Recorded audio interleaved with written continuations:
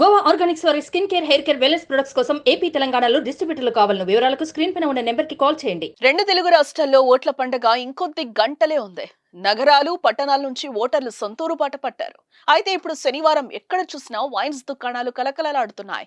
మద్యం కోసం మందుబాబులు బారులు కడుతున్నారు. ఎందుకు అంతలా వైన్స్ దుకాణాలు వెలిగిపోతున్నాయో ఇప్పుడు చూద్దాం.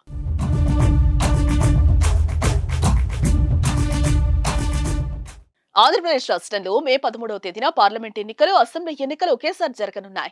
అదే రోజు తెలంగాణలో పార్లమెంట్ ఎన్నికలు జరగనున్నాయి. అయితే ఈ ఎన్నికల నేపథ్యంలో రెండు రాష్ట్రాల్లోనూ ఎన్నికల కమిషన్ కీలక ఆదేశాలైతే జారీ చేసింది. 3 రోజుల పాటు వైన్స్ షాపులు మూసివేయాలని ఆదేశించింది. శనివారం సాయంత్రం 5 గంటల నుంచి సోమవారం ఎన్నికలు పూర్తయ్యే వరకు దుకాణాలు తెరవద్దని రూల్స్ పెట్టారు. అయితే గ్రామాల్లో కూలి పనికి వెళ్లేవారు, వ్యవసాయం చేసే కొందరికి ప్రతిరోజు మద్యం తాగే అలవాట్లు ఉంటాయి. వాళ్లంతా 3 రోజులు మందు లేకుండా ఉండలేరు. అలాగే తెలంగాణలో ఎక్కువ మంది మద్యం లేకుండా ఉండలేరు. వీరంతా 3 రోజులకు సరిపడా తెచ్చిపెట్టుకునేందుకు వైన్స్ షాప్ ఎదుట బారులు తీరుతున్నట్టుగా తెలుస్తోంది.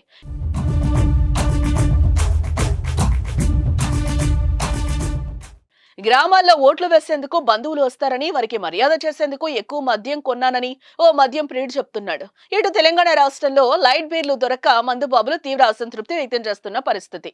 అటు పార్టీ నాయకులు ఎన్నికల్లో ఓటర్లకు మద్యం పంచేందుకు కేసులు ఎత్తుకెళ్తున్నారు.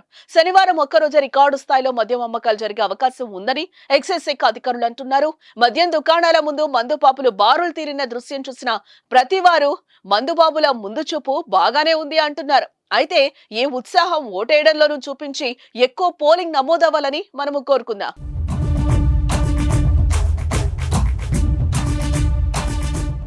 సుమన్ టీవీలో మీ పర్సనల్ అండ్ బిజినెస్ ప్రమోషన్స్ కోసం కింది నెంబర్కి కాంటాక్ట్ చేయండి.